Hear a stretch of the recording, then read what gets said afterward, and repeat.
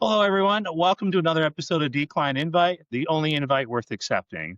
I'm your host, the extroverted IT leader, Ryan Drumheller, and today I have a very special guest. I have the founder of AI Confidential, Workplace Joy Strategist, my bad, bullshit-free AI educator, which is my favorite, and also I'd like to hear about author of 404 HR Not Found, the one and only Deb Haas. Welcome, Deb. Yeah, the crowd goes wild. You gotta cue the applause thing in the background. That's why my brothers used to, when they tease me, they'd be like, Oh, yeah, the little rattle. Yeah, maybe we get some special effects in there and Harold. "Let's do it. Let's do it." So, obviously, welcome to the show. This is a special one because we've never actually met each other until now. We've kind of interacted on LinkedIn a little bit, but first time actually speaking to you. So, it's a first for me on the podcast, and I love it already because I love meeting new people, anyways. And thank you, Rachel, for introducing us. So hopefully this leads up and holds up to Rachel's, check mark. Anyways, the show in particular is AI Confidential. As I went over, you do a lot of cool things with AI. We're going to get to all of that.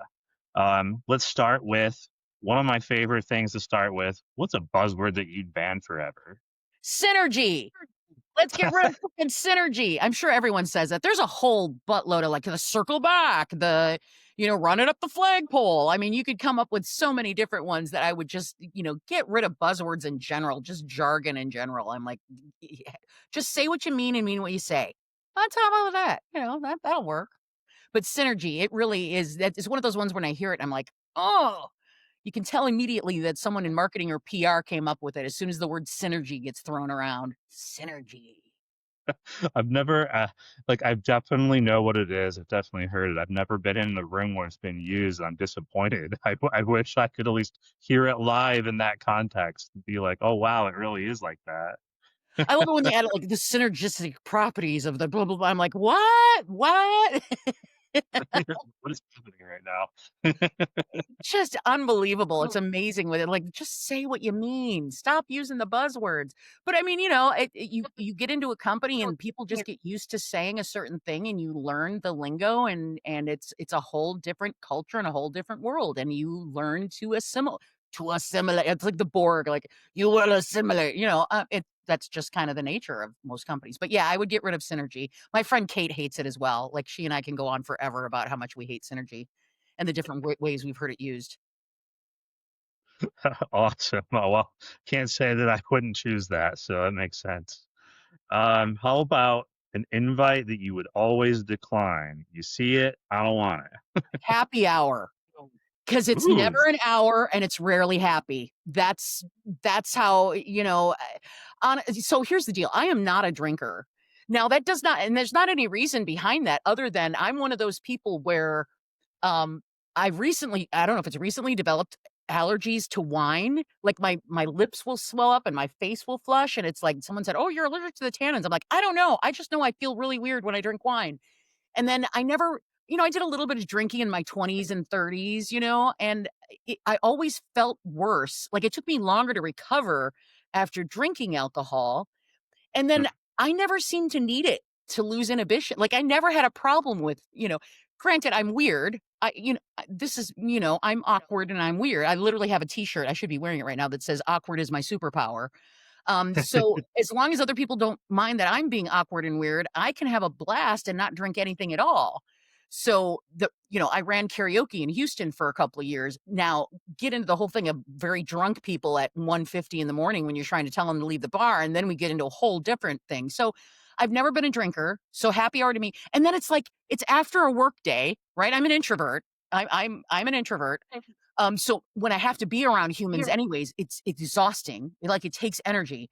And they always schedule the happy hour like after a long work day when you're already been peopling all day. And I'm like, there is nothing attractive about this. I don't care if you have the little nibbles or whatever. They're usually something I won't eat anyways. So, like, and it's never an hour, because then someone corners you and it's like an energy vampire. And you're like, oh my God, someone save me. So yeah, happy hour. I always decline happy hours. I would much rather have like a game like a let's have a game hour or let's have a trivia hour or something like that, but not happy hour. No, I decline all happy hours. You normally get like the war stories, like the work just doesn't stop. It just keeps going on, right? And then there's It's all the bad of work. well, and here's the problem with being in HR. Here's what sucks about being in HR. Because most people, when you say HR, you're going to get one of several different reactions. Usually it's going to be something like, oh, we have to look out for what we say. And I have to tell you that that was the most like weird thing for me to encounter was to encounter that experience from people because, um, and I didn't realize that You're most right. people look at HR as being they're either the puppets of leadership. So leadership trots them out to give the bad news when they don't want to look bad, right? So they're either the puppets of leadership or they are the police of the people in the organization. And this is literally HR inherently does not want to be that way. We don't. Most of us don't want to be the party poopers. We don't want to be. Most of us went into the profession because we liked people and we wanted to help humans. But the way that HR departments are set up is we're screwed right from the beginning. So it's like, so as soon as you say, "Hey, I'm in HR," like I would avoid saying what department I was in because of what the reaction I knew I would get when I would say it. And people are like, "Well, you're not like any other HR person." I'm like, "Well, we're probably more like this. I just happen to have no filter. So, what can I tell you? How I succeeded in HR for as long as I did is a mystery to everyone, including myself." Yeah, no, I mean you're not really wrong. That's pretty much my perception of, of It's the HR. way that HR and and it comes from there's a couple of different places that it comes from, like why that is. But what we're seeing right now in the workplace especially is just these structures that were put into place and they're starting to crumble. And that's why we're having so many problems right now with people being so miserable at work. Is that and the double speak, the corporate jargon and double speak that used to hide the real intentions is breaking, and they're not even hiding it anymore. Their executives are out there saying, "Heck yeah, we're doing layoffs and we're congratulating ourselves on the fact that we're having layoffs. Heck yeah, we're making people return to office because we don't want to have to pay for severance. We're trying to get them to leave." I mean, they're not even hiding it anymore. It's out in the open. And I'm like, well, if it's out in the open for that, well, then I'm going to be as out and open with how I feel about what y'all do. Yeah, and then they kind of wonder why like employees don't want to say anything to HR anymore. It's like we've learned that that's what basically it is. So if you want it to be an open and honest thing, you almost have to make a new department or something where You that you stuff goes you to. have to rebrand it as like, there's a couple different ways they would talk about it, like rebranding it. I talk to a lot of people that are in the smaller startups, and folks in Europe are doing some awesome things with businesses right now, creating more, they're getting rid of the hierarchical structures, creating more of these pod type of things. Because you think about it, the way we do corporations is fucked up. We have all of these vertical departments that don't talk to each other. We keep everything within these, and it was designed by factory people. And is it any wonder why we're surprised that humans get treated as cogs in a factory? We've set up all of our business structures that way. When really, when you move things across, like when it flows, like why wouldn't you want your information and your people and your data and everything and your money and your profits to flow? No, we've created these structures that get in the middle of all of it. So you'd almost have to rebrand and start from the beginning and just not even call it human resources. Some people are calling it people operations, people, whatever. That's slightly better. But it really comes down to everything in a company is a reflection of the leadership. That is the reality. And so if your leadership looks at HR as being the compliance people, the police of your people, if you look at them as the your puppets for giving the bad news, well then surprise, that's what you're going to have. And you're going to have this this adversarial relationship with HR when really it doesn't have to be that way. Like if you look at companies where HR is embedded from the very beginning, when it's like there has a seat at the leadership table and they're putting it like when they like we're going to do this, it's like why don't you have an HR person telling you how your people will receive that instead of just going ahead and doing it and then expecting HR to clean up the mess? Because that's literally what happens is that they don't bring in HR at the beginning. Like these are human beings that we are dealing with. They are not cogs in a factory. And anytime you're dealing with humans, you have an infinite number of variables, right? It's going to be an infinite number of variables, but they don't think about that because they don't think of their people as human beings. They think of them as resources, as these cogs in the machine. And so this is what you're going to get. You could see, Brian, I could go off on a I can, put me on my soapbox. I'm like, yeah, let me tell you about everything that's wrong. But I'm actually usually a really happy person. What's our next question? We should probably move on, shouldn't we? Well, it's a great segue for the question because what's a joyful moment that defines your approach to work then? Oh my gosh. Oh gosh. You know, so I was at Accenture for 24 years on and off in different roles and everything. And I got laid off after 24 years. Um, and when you're in a company that big, it's like 700,000 employees globally. And when you're operating it, and I was in a global group of 50 some people that I work with from all over the world for my last 8 years that I was there, and I loved it. I loved having this experience of coworkers and colleagues from all over. People be like, "Oh, I'm so sorry, we're having this meeting at 7 a.m." I'm like, I've had meetings at 4 or 5 a.m. It's not a problem. Or I've done teaching for people in APAC or in New Zealand or Australia at 10 p.m. at night. It's not an issue. Um, and so I I was always like, why is work so freaking joyless? Why is work so gray? Why is, like, everything so serious and so freaking miserable? Like, we've turned work into this drudgery.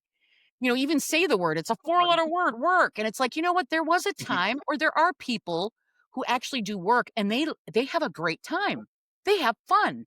They can actually laugh about things. They can actually have moments of joy in their work. It does exist. I know the majority of us don't experience that, but it does exist. So, when I was looking at starting a business, I was like, I wanna have it to have something to do with joy. So, a moment you're asking me for a moment of joy. I have so many moments of joy, like, there like, because I am a joy ho. I look for joy everywhere. Um, One thing that I absolutely love that a lot of people, and you might be more aware of it because you're in technology, so you may have had more experience with this. Design thinking and virtual design thinking. So I was in HR for many, many years. You all know that HR is always the last one to get any budget. Like, there's never any budget available.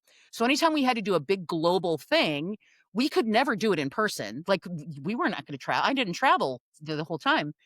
So we had to learn how to collaborate virtually. So I got into using tools like Mural and Miro to do whiteboarding exercises. And in my free time, I'm a singer, and I love music jams. I love getting together with other musicians, and just someone starts playing a song, and then everyone just kinda joins in.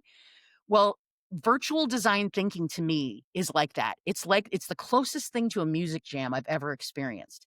And it's like you take a problem or some issue that you're having, you get 8 to 10 of those stakeholders, the experts in their own areas together into a whiteboard, and then you play some games. Do some exercises, some visual exercises where you're all in there together doing them visually. And suddenly there are ideas that are coming up that wouldn't have come up if everyone was just in their regular, like, business brain. It's like I talk about getting people from their business brain into their play brain, and that's the funnest part for me. It's like I always do some fun exercise, like where I share a length of GIFs, and I'll be like, What's your feeling right now? What has you feeling that way?" And people start to share the human of themselves, and that's really what has happened, is that we've destroyed the human in everything. Like, we don't allow people to feel things at work. We don't allow them to be humans at work. And so is it any surprise that work has become this very joyless gray environment where everyone's way too serious and there's this performative urgency put on everything? So joy for me is literally getting some people together, playing some things, like doing some games or doing something that is not work related, in the sense of where it can be work, sort of work adjacent, but literally getting connected with other humans from the perspective of two humans working together towards a common goal. And let's see if we can have some fun with it. And so I Kind guess of that's for me is joy. Yeah, yeah, no, I think that makes a lot of sense because I'm kind of a rare bird in IT. I'm an extroverted IT individual. One of the first things I typically do when I go into my environment is I'll say what we call Ryanisms, and anybody that's worked with me has labeled it as, because I repeat these things. And it's like we can do the work, and we can do the work the way that it is. And sometimes it's a crappy day because that's just the way the day is laid out, but we can choose to have fun going through the same work. As long as we're getting the work done, we can choose that out of an uncontrollable situation, right? So I try to like encourage that, in that environment and go through that kind of thing. So people leadership is typically what I'll say first, and then I like IT second. But yeah, I 100% am with you. I don't. I mean, some of the people I've done some of those games with, it's like it really does depend on how you do that game. It makes a big difference of how you approach it, and, you know, if you're doing it performatively or if you honestly don't care, then that's what you're gonna get. But I don't Yeah, do it as part of formula. I do it because, hey, I got all these new people that I haven't met yet, and they're experts in their particular field. Like, they probably have some insights that I don't know about that I get to find out about. And, you know, regardless of anything else, whatever position or title we may hold or whatever particular piece of work we're doing, we have being human in common. And we forget that. We forget that we, at our core, we all need to eat. We all need to drink. We all defecate and urinate. You know, we all do, there's sleeping, you know, there's all these things that we have these commonalities. And most of us have people in our lives that we love. We have people in our life that we want to protect, you know, so we have all these commonalities. And unfortunately, I think a lot of people spend too much time looking for the differences. Now, the differences can be fun. I love, like, there's nothing better than getting a bunch of people together from all over the world. And you're like, well, do you know that they call Doritos, Cool Ranch Doritos? They call them, what are they called? American Dorito or American Cool, like in other countries, like they have different names. And did you know that like a dog doesn't go bow wow in France? It does something like some of those differences. I love those because I think they no, help us appreciate each other. But yeah, really, in these type of things, it's really just finding the commonalities. And you know what, Ryan, you hit on that big thing of choice. yeah, Unfortunately, there are a lot of people that approach their life and their work like they have no choice. And when you feel like you don't have choice, what you're going to get is gray, miserable people who are, you know, it's really hard to get, you know, so having people realize, you know, you have a choice. You can come to work like and approach it like all of this is going to be absolutely freaking miserable, or you can choose something else. yeah, 100%. And I'll throw a quote. We'll see if my father actually listens to this or not, because it's his quote. And he says, you know, that guy puts on his pants the same way I do every day, and that's how he approaches It's people in true. different titles. It's absolutely true. And it's funny because I love that they put something back. Have you ever like just to mess with your mind a little bit? Some morning when you're like just like you want to experience life in a different way, or you want to mess things up a little bit, try putting your pants on with a different foot first. It will mess with, you Hmm. know, you and I were just talking about when it's mirrored and whatever. It's the same way with trying to do things in a way that you don't ordinarily do them. If you try to do them in another order, it's like, whoa, what am I, you know, I can't stand up and put my pants on. And it's like, I'm just using it. And that's kind of how I approach work too. It's like I look at like that the phrase of this is the way we've always done it. I'm like, oh, don't That a talk. lot at one of my places for sure. And I'm like, that's great. And you always got to phrase it as like, that's true, and we got here, and that worked. We wanna get there now, right? So, you know, w Well, how do we get there? there's a common like there's a the what is it? And I don't know who it's accredited to, but insanity is doing the same thing over and over and over again, expecting a different result. So, Yes. you know, if you want something different than what you've been getting, maybe not do the same thing that you've been doing. There's an idea. Absolutely. Abso-freaking-lutely. Oh, did I answer the question or not? I'm like looking through the list here, like, oh, my joyful moment. Did I answer it? I don't know. I get you. 100%. You answered not that one, but another one. Look at me. I'm so efficient. Right into the segue of where I was gonna head to. So we get to go to, talking about how you launch the unexamined mind. Let's talk about that a little bit. I've got some notes on, you know, center, joy, play, and human first work. I think we've kind of lightly touched on it, but We have. what does We that mean? so when I finally got to the point of I was like, okay, I'm not finding a job. I'm probably gonna have to start a business, right? Because I need to be making money somehow. I have skills because I've been working in corporate for forever. I've learned oh so much. So why don't I start a business? So then it was like, well, how do I start a business? I've been in HR for the last 24 years. So I hired a business coach, which I think is a smart thing to do. And he was a really awesome guy. His name is Brian Gallagher. He's out on LinkedIn. You probably have seen him. He is fabulous. Brian was so helpful for me because He taught me, well, first thing he taught me was, he's like, "Deb, you could do HR, like, you could go into business doing fractional HR, being a consultant for HR, but you're gonna find yourself in 18 months burned out like you were at Accenture." Because I ended up having to go on leave of absence for being burnt out before the Yeah. whole layoff and everything. "And you're gonna be burnt out, and you're gonna be responsible for having to find your clients." And I was like, the idea of that is, like, stuck in my brain. I'm like, "Oh, yeah, no. I need to do something that actually gives me energy, that lights me up." So then it was like, well, if I'm not gonna be doing HR, which I was never a traditional HR person anyways. I haven't touched compensation, benefits, any of that stuff for years because I was in a different, but I was like, so what lights me up? So then I was on this, mission. Like, what is it that, and the key thing was like realizing that work has become so joyless and that people would probably be more effective at work if they were enjoying their job a little bit more, or they were enjoying, or they could actually feel like it was connected to what they felt what mattered to them. If you could make those connections and actually Sounds good make to things a me. lot less like significant at work, make things like seriously, the performative urgency that we put on things. It's like, literally, you are not saving a life by sending this email at 3 p.m. I hate to tell you this, but you're not. And anyone who's giving you that sense, like, this is the type of work mentality that we've had, that has led to where we are now, where we have record numbers of people that are dissatisfied with their work. People who are just quietly hugging their job because they see how bad this is where we come to this, is because we have this mindset of what it is. So when I was looking at business, like what I want to do, I knew it had to be something around bringing joy, fun, play back to work. Like back to work, or bring it to work for the first time. Who knows? Who knows what people's experience have been? And then there was also this part around mindsets, of understanding that what your mindset is determines so much of the rest of what you're going, because it's basically your own personal philosophy. And if you bring a mindset to work of work is joyless, painful, and whatever, if I'm already working, people are not going to be open to what I have to sell. So mindsets are very important as well. And then I was looking at our world here in the US and how we become, I mean, every generation has this. They have this, right versus left, or whatever the conflicts are that are happening. And for me, how it occurs for me is that there are way too many people out there who are just trying to survive, just trying to get by, that they're not actually living.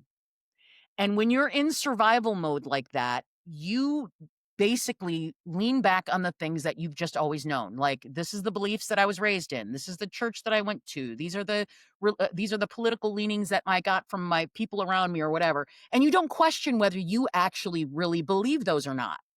You are just trying to survive. You're just trying to get by. And so I really wanted to be in this place of like, well, let's make it fun for people to figure out what really matters to them. What do they value? What are your guiding principles? What are the things that give you, and as an introvert, I'm very aware of energy, because a lot of people mistakenly think that if you're an introvert, you don't like people. And that's wrong. Most introverts that I know love people. We absolutely love people. However, since we generate our energy internally, like we generate it from time that we spend by ourselves, we don't get energy from having people around us. Like, my poor dad is an extrovert, or he was an extrovert, bless his soul. And the pandemic was so hard for him. He was this 80-something-year-old man, and he kept going out. And I'm like, Dad, stop doing that. You gotta. And the more he was by himself and he didn't have humans around him, he was going nuts. Yeah. Me, I had the time of my freaking life. I'm sorry, but I'm an introvert. So I was like, I already do this anyways. So this is just me doing more of this and everyone else doing it too. Here are the things that I did as an introvert. You might find these entertaining to do. I ended up giving people a lot of advice on how to deal with being by yourself all the time. So, I'm always concerned about that energy type of thing. I will come back to the original point. Oh, unmanaged mind. Okay. So then it was like, Brian was like, okay, when you start a business, you have three things that you have to keep in mind. What problem are you solving? Who are you solving it for? And what will you produce? So then I was on a search, like, what are these three things? Well, I know I already want to do something around joy, fun, play at work, something to do with that. And I was telling him about this quote from Socrates called the the unexamined life is not worth living. So I would love it for people to be able to examine what they really matters to them, and do it in a way that's non-threatening. Because as soon as you say like psychology or something, like people get like, oh, and it really is not psychology. It is literally just looking at yourself and listening to yourself about what matters to you. That's all it is. But you make it less threatening, make it fun, whatever. So then I was like, oh, the unexamined life and blah, blah, blah. And when I was talking to Brian, I must have said the unexamined mind. And he's like, stop. And I was like, what? He's like, that would be a great name for a company, the unexamined mind. And I was like, what? And he like went on Instagram and he's like, it's not taken on Instagram, and I was like, oh, and suddenly it was like this little dormant part of my brain that had been just sitting there flickered to life. That's the only way I can describe it. It was like a beer sign that went in a corner of my brain, and suddenly everything looked different to me, and, like, suddenly I had all these great ideas that hadn't been there before as soon as I came up with a name. Now, everyone has a different experience with creating a business, with starting a business. Like for some people, it's they find that problem, they come up with a solution for that problem, and they're like, hey, you know what? I can monetize this. And that's how they get into business. Everyone has, so I don't want people to think, oh, I need to find the name of my business. And then, no, everyone is different. Just like every human being, and we have 8 billion people on the planet, each of us have a separate set of experiences and viewpoints. It's the same way with starting a business. But for some reason, that name, the unexamined mind, and the fact that it had kind of this play on words, because it was like, I'm trying to get people to examine their minds, right? So that it kind of has that point of view for it. And then it was like, I don't know, I just liked it. The unexamined mind, the tie back to the Stoics, to that, because, there's a lot of lessons that the Stoics learned back in Greece 2000 year, or however many years ago, that those things still exist today. For me, there's something about historical things that when they live beyond us for that long, there's something of value in them, whether it's, I don't want to copy that, or it's, hey, there might be a nugget of truth in this. And so that's how I came up with the unexamined mind. And then it was like, well, how am I going to get money? And then Yeah. I started using AI as a thought partner, like to help, because I know nothing about starting a business. How do I start a business? Like this was literally how I started using AI. So I was not using it for a productivity standpoint. I was using it from a, how can I use this super smart tool to help me figure out how to start a business? And so then I started asking about, well, okay, everyone tells me I need a CRM. What's a CRM? I need a CRM. What is a CRM? Just asking it definitions of words to start out with, just so I understand what I think it is what other people think it is. Because I've learned for a long time here now that sometimes I have a definition that other people do not hold for a word. And understanding what the common definition is will make a big difference in how well you can relate with each other. So that's how I started using it. And then it was like, holy crap, this is like, and then I quickly learned about hallucinations. I learned about that one really quickly on, but we can go No, into that later on. no, So let's get on to what your next question is. I can take us off anywhere. Brian, you tell me you're, what, you're and sitting- we can go there. I'm side quests. I'm all about the no, side. I love it because I already have some parallels on just like one of the business models that we have was all like AI driven to some degree. So I'm reliving some of my own trauma while living through your story. So Oh yeah. Oh yeah. fantastic. Oh, luckily I didn't send any hallucinations to anyone saying it was my own. What was it? Who did that recently? That they had to give all their money back to their client. I'm not going to bring it up. I don't want to bring up Oh anything. yeah, yeah. You know what I'm I'm not talking gonna pull it about. up. I know you're talking about. Oh, Yeah, you know that's what I'm talking golden. about. Yep. So let's just let's end this segment on just lessons you've learned about burnout, reinvention, and building with generosity. Oh my God, I love you. You are hitting at all my favorite things, Ryan. It's like you read about me ahead of time. How did you I find used AI. it? Good man, good man. Okay, so building, okay, so here's my story. And a lot of people freak out when I share this with them. And part of the reason why I keep sharing it is because I'm hoping that eventually people won't freak out about it because it will be normal. So I did not realize it, but I was in burnout for a very long time. And I had seen signs along the way, but a couple of things kept me from really doing anything about it. Number one was I had grown up with silent generation parents. My parents were born during the Depression. Hmm. My mom was bipolar, and I knew that she had mental issues, and it was like an unspoken thing around a lot of shame associated with anything having to do with the brain, right? So that was there. Then there was, I was 50, how old was I? 51. I'm 56 now. So at the beginning of the pandemic, I was just starting to have hot flashes. And I got to tell you, they are not fun. Oh my God. And so I had said to my doctor, I'm having this hot flash. How can I fit? She's like, well, here, my doctor is the most awesome doctor. I'm never leaving. Like, we could move to another country and I'm still going to come to my Dr. Nee. She's that fabulous. And so she gave me a list of my options. And when she got to the one that she said, and this one will help with anxiety and depression, I started crying. And she was like, that's the one. I will put in a prescription for that.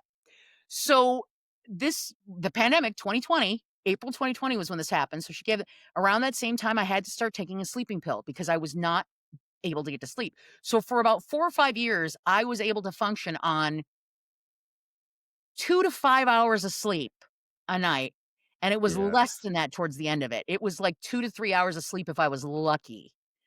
And so this was going on for a long time, but I still kept, functioning through it. And then I got promoted. A promotion I'd been working for so flippin' hard. I got the bump in the title and the bump in the salary. Hey, I right. partied. I was God like, did it. "Yeah, yeah."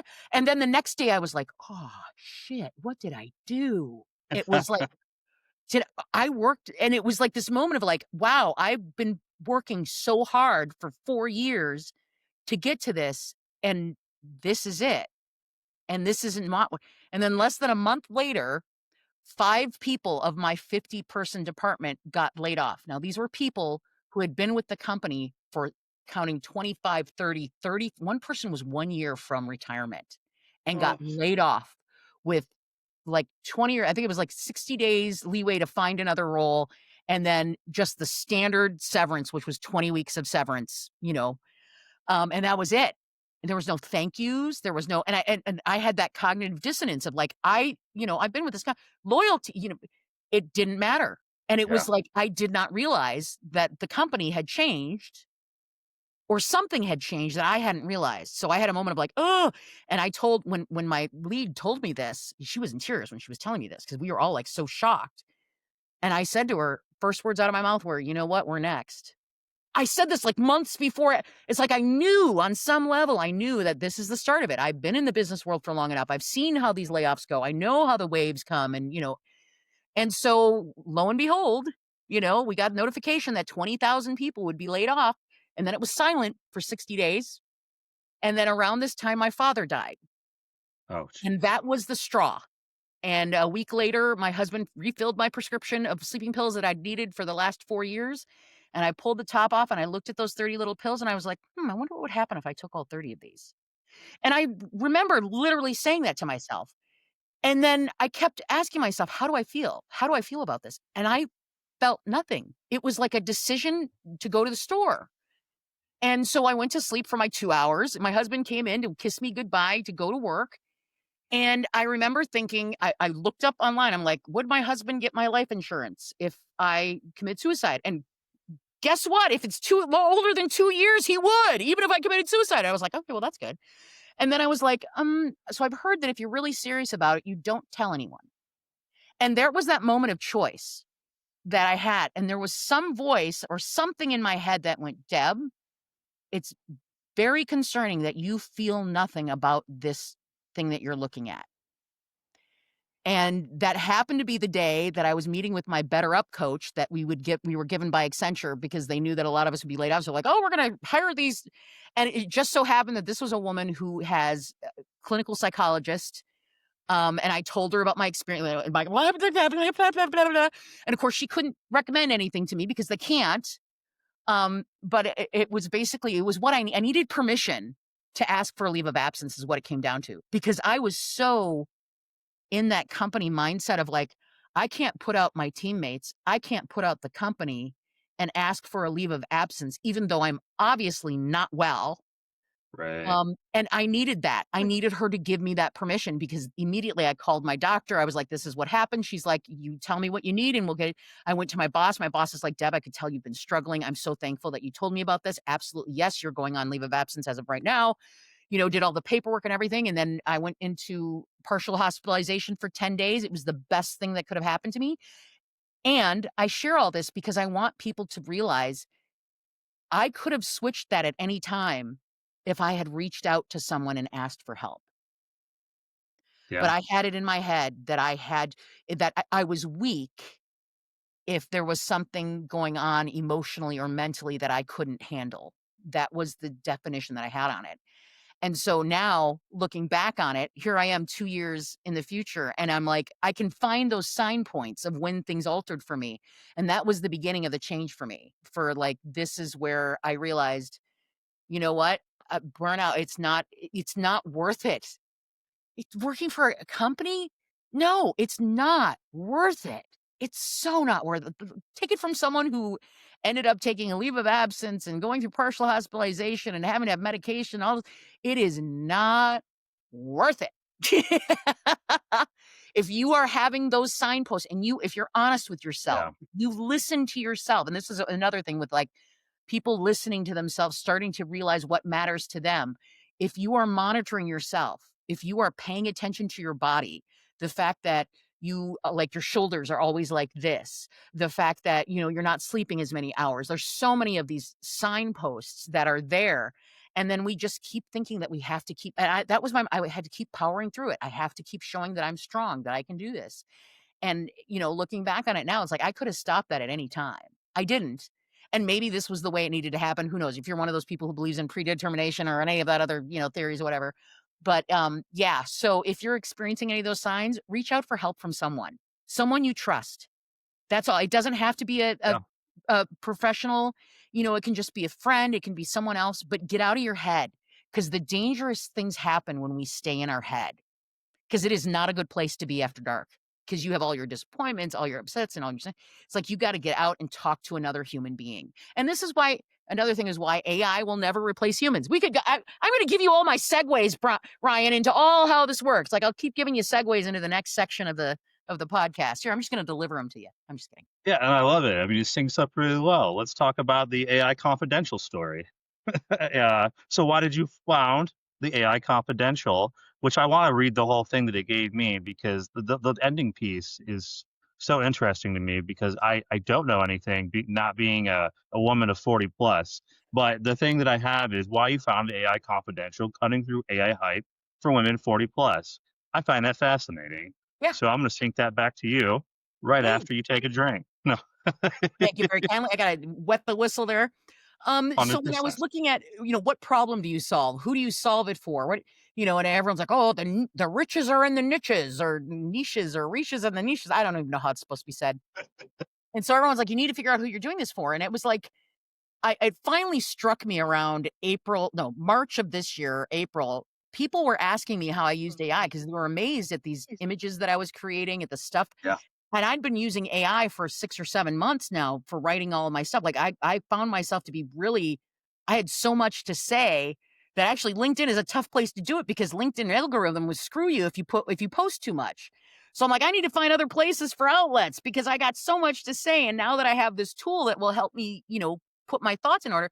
I was diagnosed as ADHD in December 24th of this past year of Oh, Merry 2024. Christmas. Thank you very much. And it was very funny because I had a friend who had been ADHD. She'd been diagnosed back in 2012, and she and I were so diametrically opposite. Like, this is a woman who is like super organized, worried about her environment, whatever. I'm Hurricane Deb. Like, you know, and so it honestly never really occurred to me. Like, I would look at the stuff that she would share, whatever, and I'd be like, oh yeah, haha, I get that. But it never really occurred to me that I was. And then I was watching, my husband and I were heading to dinner in November of 2024. I remember the moment. I have these moments. And I'm watching this very funny ADHD video about things that this woman is doing that are like so obviously, and I'm laughing at it because I'm totally recognizing all of like starting a sentence, and then finishing, and interrupting people and, all these other things that I didn't really realize I did, but I did. And then we got out of the car because we got to the restaurant and I looked at my husband and I said, do you think I might have ADHD? And he looked at me totally deadpan and went, duh. And like, it honestly had not, like, that moment was what I needed to hear for me to be I wonder if I do. And then, of course, what went into effect was Hurricane Deb. I am an activator. This is like my Clifton top 5 strengths. Number 1 is input. So I love information. I love data. Number 2 is activator. I put things into, and this is just how I operate. You give me an idea. Well, I figured out that the reason why I'm such an activator is because my brain operates in such a way that if I don't do it right then, I will not remember it. And so I'm an activator. You give me an idea, boom, turns into action. Boom, that's who I am. So immediately I get home, my chart, I'm like, how do I do an ADHD? And they're like, oh, it's going to take 2 days of 6 hours of, nope, I need to do it all in one day because my doctor is 50 miles away. And I need to do it before the end of December because that's when my benefits run up, and I'm going to have to pay for it out of pocket. So it was all under this deadline of doing this ADHD diagnosis. And I had a blast during the tests. She's like doing all these all these writing tests and mathematical tests and blocks and whatever. And I'm like, she's like, do you want to take a break? I'm like, no, let's keep going. I had a blast. Well, when I came back on December 24th, which was the only appointment I could get before the end of the year when my insurance ran out, she was like, do you realize, Deb? She's like, how was that day for you, that testing day? And I was like, oh, I got to tell you, I had so much fun. I didn't think I would have that much fun doing those tests, but I had a great time. And she's like, Deb, I had to go home and isolate after being in your, you have ADHD, you have hyperactive impulsive ADHD, and she said, you have executive function deficits. And that I had not expected. Like, I had not read anything about executive function deficits. Like, that combination of words for me had a very emotional reaction. And I really don't remember much else of what she said because it kept echoing executive function deficits, executive function deficits. And I remember going home. I burrowed into my bed and the covers. I had Twilight because I watched sparkly vampires to make myself happy. What can I tell you? I like pretty people doing pretty things. It's just how I operate. It's my guilty pleasure. And I'm on AI and I'm like, what does this mean? What does it actually mean? And I had this moment of shame. Like, it was like this feeling of like, oh God, I can never tell. And my husband, you are overshare. I tell this is probably the ADHD, but I tell everyone everything. I have no filters. I am Yep. too honest. I've had people tell me you're too honest to the point of being blunt. I'm like, I get in trouble for it. It's true. And I was like, I can never tell anyone this. I can tell people that I was diagnosed with ADHD, but I can never say that I had executive function deficits. Well, I slept. This is one thing I learned from those 10 days in partial hospitalization is learning that let yourself feel emotions. Because the problem came up that in the triumvirate of thoughts, feelings, actions, I was stuck in thoughts, actions for years. And I wasn't allowing myself to feel anything, like not allowing me to actually feel it.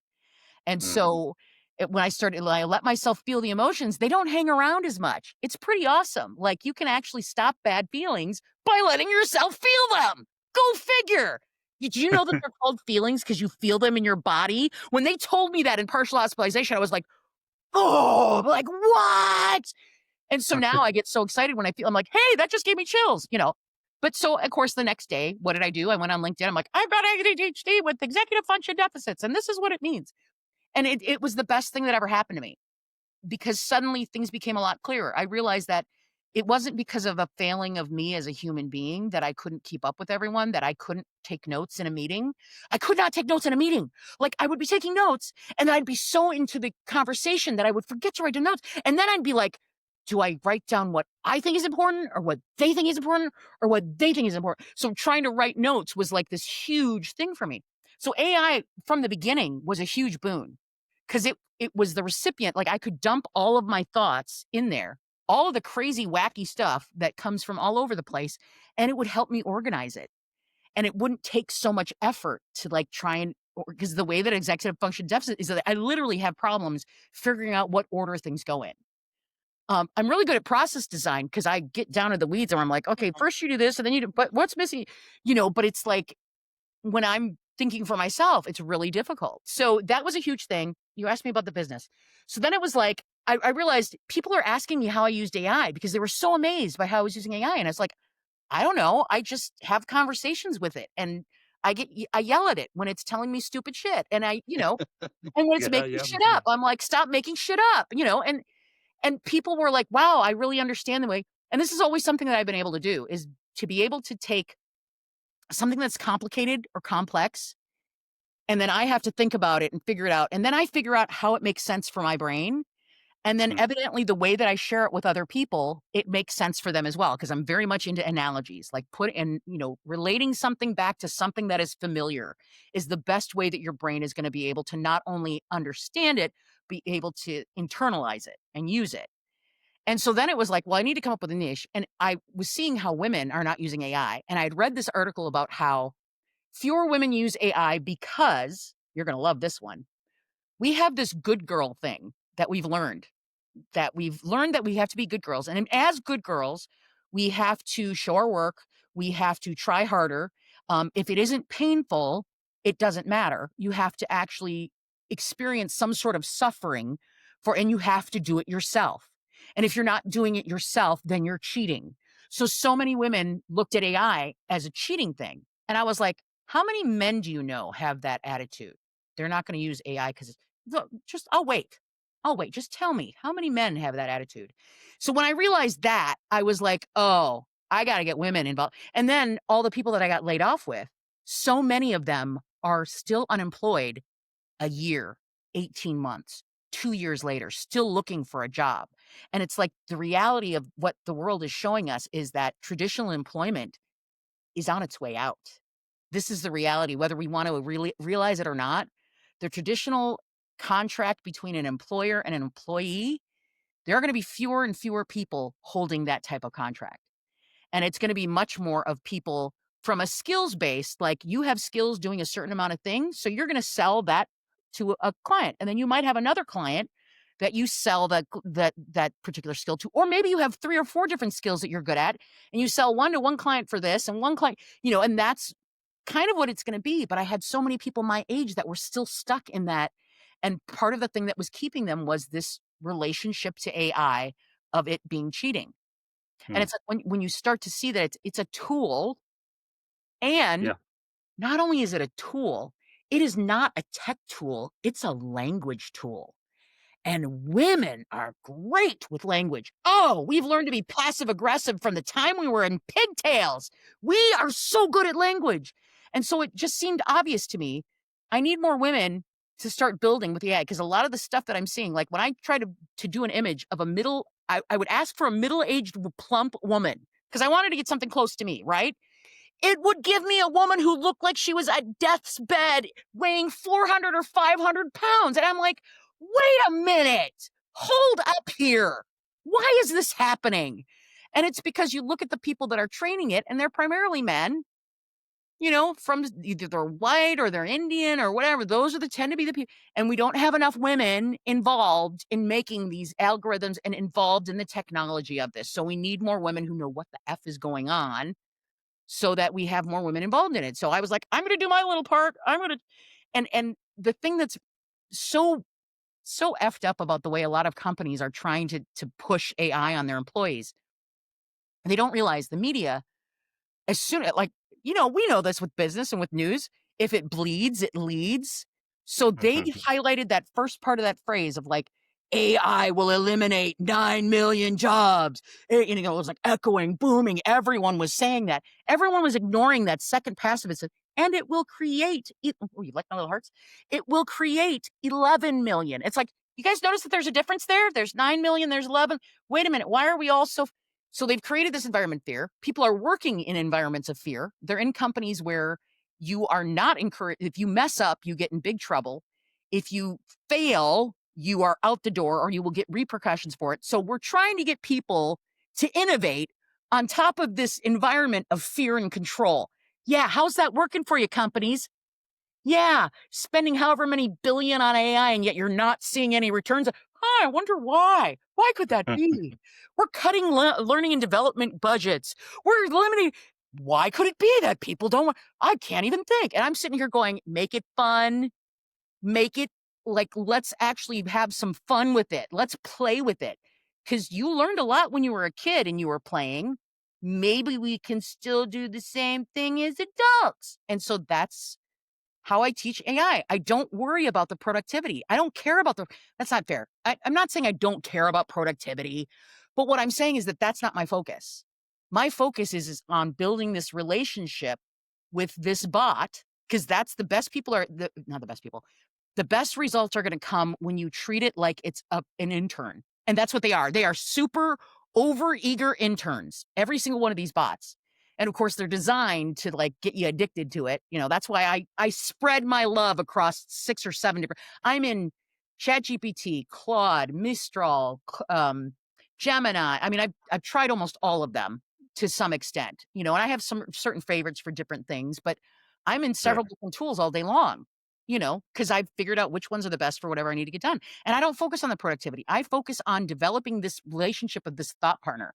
I want it to tell me, like, I want to like have it because you come up with something that's like, oh my God, that's the most brilliant thing I've ever heard of. Like every time it blows smoke up my ass, I'm like, all right, radical candor. What is missing from this? Or what am I not seeing? Or, and I query it back and forth. Too many people Hmm. treat it like it's a vending machine. You put in 50 cents, you get a candy bar out or whatever it is.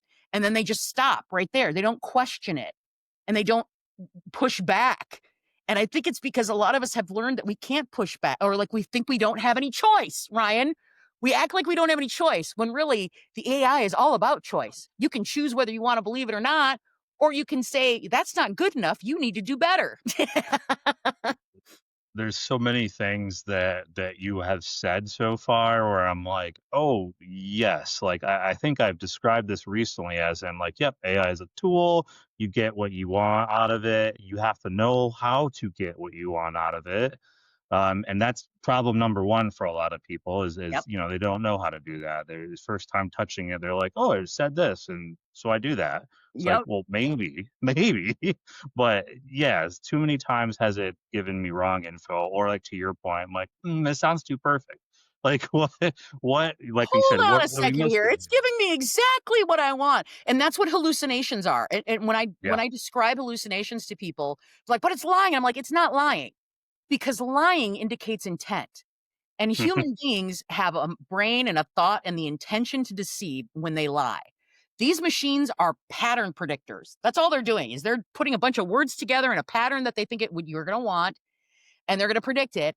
And if they don't have that in their little LLM, in their little machine, they're going to give you what you want because that's how they're designed. Now, you have ways, once you learn how to use it and work with it, you have ways of being able to. And now I know immediately because I have a little prompt in my stuff that tells me you're going to put brackets around anything that you're making up or unverified or whatever. And so it's trained now to point it out for me so I can see immediately when it's making something up. Like when it gives me and that's the other thing, people being the human in the loop. This whole idea that we're going to be in this, like, first of all, that we're going to find this super intelligent, that ain't happening anytime soon. That's way in the future if it ever happens. I'm hoping it doesn't, but if it ever happens. But the way that they think that this is going to work, that it's going to be completely autonomous. I'm like, are you really that stupid that you think that AI is going to be? It's only as good as the person using it. It can only function with human input. It's literally a reflection of the person that uses it. If you have biases and you put those into your prompt, guess what you're going to get back? I wonder. And so it's a tool like any other tool, and words make such. I love how this is what's so amazing about AI and getting so excited, and everyone's like, why are you so freaking excited? I'm like, we have democratized data and an incredibly powerful tool that up until recently would have been gatekept by the people with the most money, the most power, the most prestige.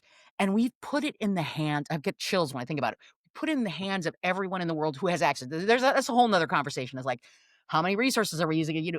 I get that. You and I could debate this forever, but it really is super exciting that the next big tech breakthrough could come from Joe Schmo in Siberia. I mean, we don't know. And to me, that's exciting.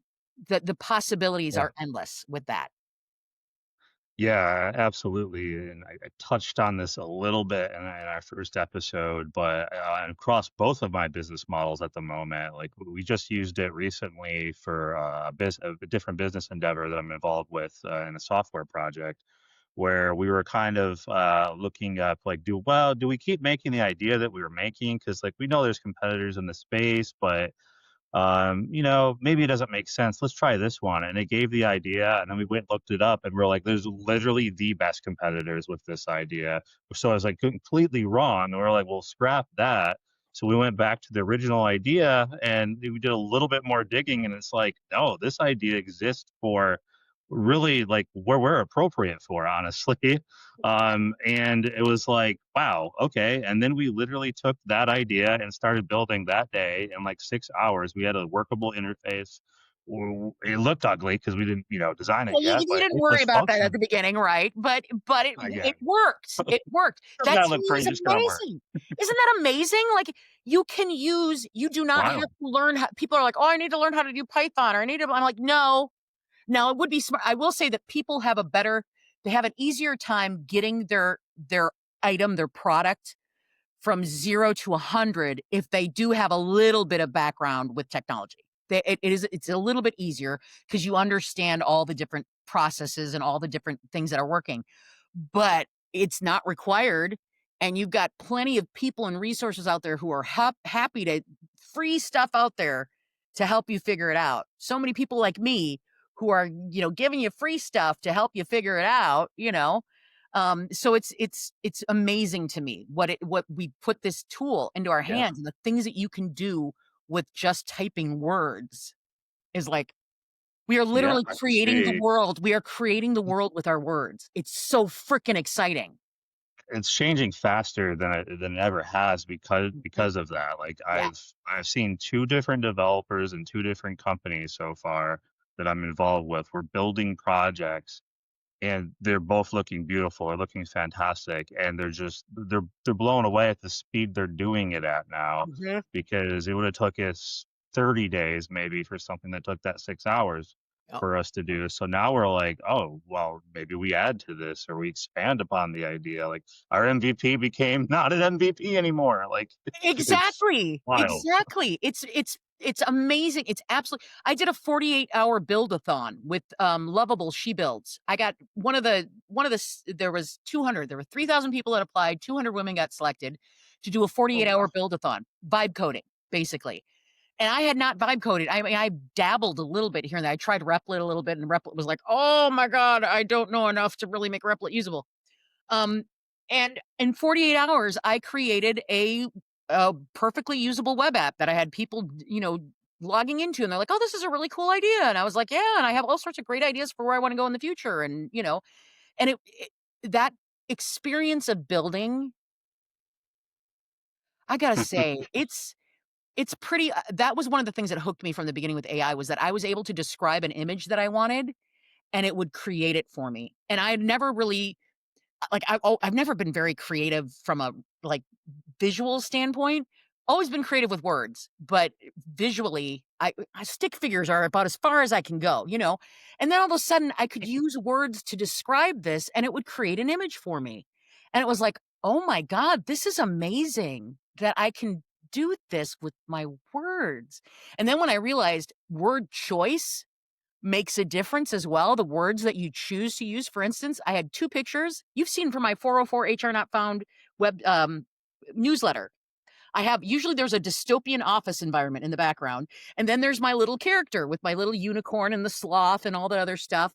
And the first time I created one of those, I kept saying, "Combine these 2 images," and it kept doing this. "Combine Yeah, these 2 yeah. images." And my husband was looking over my shoulder and he's like, "Try merge."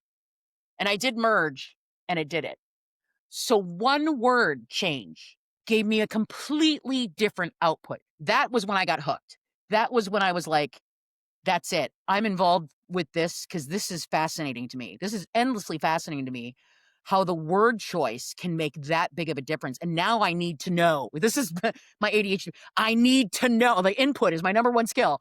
I don't necessarily need to know to be more productive or whatever. It's just because I have to know. Yeah.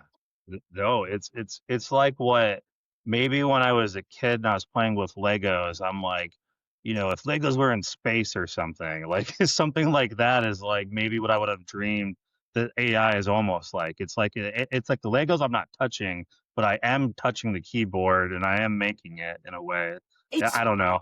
It's no, I love that. That is such a brilliant and this is the thing that a lot of people don't get about AI, that they're afraid of it. So a lot of my work is Yeah. trying to get people to get past their fear, because if you can move them from fear to curiosity, you're set. It's just making that switch, that mindset switch from fear dislike, whatever it is, to curiosity. Most of your work is done, and companies are not doing that. They're not trying to get people from their fear, and they're basically beating it into them like, you need to learn this, whatever. And so then they're treating it like, they're not playing with it. They're not finding out what it's possible of it doing. But what you just brought up about the Legos in space, that whole thing, that leap is something AI cannot do because it does not have that creativity that comes with a human brain. And you look at our human brains and we've mapped out, we understand what like 10% of it does or whatever, and how much more. And so we created this really cool neural network that will do. It's like, how much of the brain have we not connected to it? What are some other things that are still possible? That's why I still think, and here's the other thing that's not in those equations. Like super intelligence, like you think of like, that's one of the first things I tell people when I'm training them. I'm like, what AI is and what it isn't. It is not sentient. It is not the Terminator. It is not, all of these things that it is not, because it has no brain. And what is not taken into account from all these doomsayers is that we still have human beings on this planet. As long as we still have human beings with will, with creativity, with hope, with all the things that AI cannot replicate, no matter how hard it does. MIT Sloan came up with a thing called EPOCH, EPOCH, which define the 5 things that humans can do that AI cannot replicate. And one of them is empathy. Another one is inspiration. Another one is hope. These are all things that AI cannot replicate, and it's not going to be doing it anytime soon. As much as the tech bros who are, by the way, running big companies where they're selling products and trying to make money. Do you think that might lead to why they're putting all these inflated things about why they think it? Yeah. Consider the source anytime. And I'm like, they say it's going to be next year or it'll be completely automated with no human beings. I'm like, maybe 10 years, maybe. It's, Not if you you got to see my consider the algorithm, source. how much I've argued with it. It's like, no, but I, mine actually cusses back at me now. This that's is what it will, like the first time it cussed back at me, I was like, whoa. And then this was when the that's Model 5, awesome. this is when GPT-5 came out. And I was one of those people who was like, 4 was nice because it could make leaps of logic that fit with my head, like how I thought of stuff. 5 Mhm. is it has a different feel to it. And Yes. so it's much more rigid with the way it does things. And so the first time it cussed back at me, I was like, "Hey, you guys, look!" Because I've been cussing at mine for, oh my god, when I get into capital letters and I'm using the word F like 12 times in a row, yeah, something's up. And yeah, the first time it cussed back at me, I was like, "Whoa!" And I think I have it preserved somewhere because I was like, "This was wild." The first time it cussed back, now it does regularly because I've gotten it to understand that that's my pattern. Like, if I cuss at you, you can cuss back at me. It's all good. I think, I think the AI piece, you kinda hit on it earlier where you're like, "Oh, I'm only great at, drawing stick figures and stuff," and I used to envy, like, the kids that could draw because, believe it or not, I also have ADHD. So, when I was growing and I knew at a very young age, like, so I'm actually envious you got to have cool play games and everything because I didn't get that treatment. But so I'd grow up and I'd be like, man, like I'm like, if I would just be able to draw or something, I wouldn't be so bored all the time. But I can't draw worth of crap, so this sucks. And now, like, you got to AI, and I'm like, oh, maybe I do have some creativeness in me, and like we can do things with it. We So it's can. like my paint, my canvas almost in a way. So I Well, and people understand kept asking 100%. me how I knew that I had something was that people kept asking me, "How are you coming up with this consistent image?" Like my little character with the unicorn and everything else like that. They're like, "How do you get it to give you something reliably the same thing over and over and over again?" And I didn't realize, but I had figured out a way to have it. And of course, this was hours and hours of me learn. That's how I learn. Try fail, try fail, try fail, try fail, try fail, succeed. Ah, okay. Now we're going to skip all the failure stuff. And then the next time I'm just going to do this. And that's another thing that a lot of people don't get is that they can just ask the AI. They can be like, okay, this took us 3 hours of back and forth to get to this final output. Next time I want this output, what prompt should I use? And it will tell you what to just have the AI tell you what to ask it the next time you need it to give you that same output. It's freaking brilliant. Yeah, I wanted to say I was combing through your profile, I think last night maybe, and was it Rocco or My Rocco prompt. Rocco? Yeah. Yeah, yeah, I came across that, And I was like, you know what? Like I've tried some of the prompts or some of the scripts that other people have done, and it was like it got me like that. Yeah. So I was like, I probably need to train like mine to be able to adapt to that, maybe. But I was like, that's awesome that people are coming up with ways, like just It things that was you the can it almost was the brand way as that yours. it was for me, it was the only because everything that I looked out there when I started because I did not copy and paste any prompts. Like, that never occurred to me to do that. So I started prompting completely just me asking for stuff, like me just, Mm, and so then when it was like my husband was starting to play with Copilot, and he yep. was like, "Well, how do you ask for whatever?" And I was like, "Well," and then I came up with Rocco. It started at first it was Racco, RACO, because I was saying ask instead of, your objective. But it was like Rocco sounds better. Objective makes a lot more sense. So ROCO, role, objective, context, output.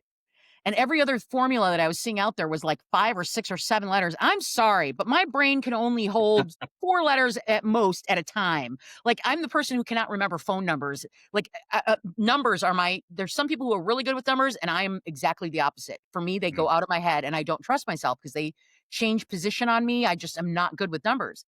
And so, I was just, this is what you do. And so he started, and so he was like, oh, Copilot is okay, whatever. And then he started using ChatGPT and he was like, oh, in 30 minutes, he was like, oh, I see why you like it. Cause he saw the top of my head for 4 months. Like, my head was always buried in AI for 4 months. Like, he's like, are you talking to Quinn again? Cause Quinn was the name of my ChatGPT. Chatty G was Quinn, cause when they told me I could give it, it could have a name. I was like, oh, well, here we go. Now the game is on. And he started using ChatGPT and he was like, I see why you like this so much. It's a very different feel. And so I had a very negative attitude towards Copilot for the very longest time. And then I ended up mm, teaching someone how to use Copilot and I started doing it. And I got a whole new appreciation for what for what it does. It's freaking brilliant. If you are someone who works all day long in Microsoft products, Copilot is the one you want to use because it's integrated directly in with them. You can very easily get what you need done. I have like all props for Copilot for that. Now, if I'm trying to be creative, meh, it doesn't make some of those leaps. It doesn't make some of those connections that some of the other chatbots will. But the thing that I tell people is try them all. It's just like you would shop for anything else. You wouldn't take the first thing that you get, would you? And so many people are like, "Oh, I've only been using ChatGPT." And it's only recently that they've given you memory for ChatGPT, by the way. For the 7 or 8 months I was using it, it was not retaining any memory. So I could easily be in Claude, I could be in Gemini or one of the other ones, Perplexity. I'm a huge Perplexity fan. And it was not a problem because it was not remembering it. And even now people are like, "Oh, it has all my," it's like, "No, it's very simple. You just give it examples. Just upload a couple examples of your writing and it is not that smart. It's not.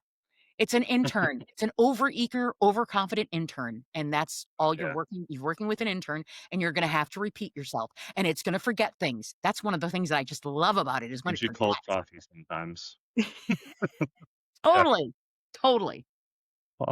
Yeah, it's really great when you get what you want, and then like it'll be those moments where like I really need this, and it's like an hour later I'm like I'm still mad at you for My you husband still would haven't be done like, what I said. "You yelling at Quinn?" I'm like, "Yes, I am." Like the whole thing with the combine and merge. Oh He yes. finally came out because he heard me cussing at the stupid thing, and he's like, "What's going on?" I was like, "Try merge." And I changed the one word, and I was like, "Oh my god, I've been sitting here for 3 hours."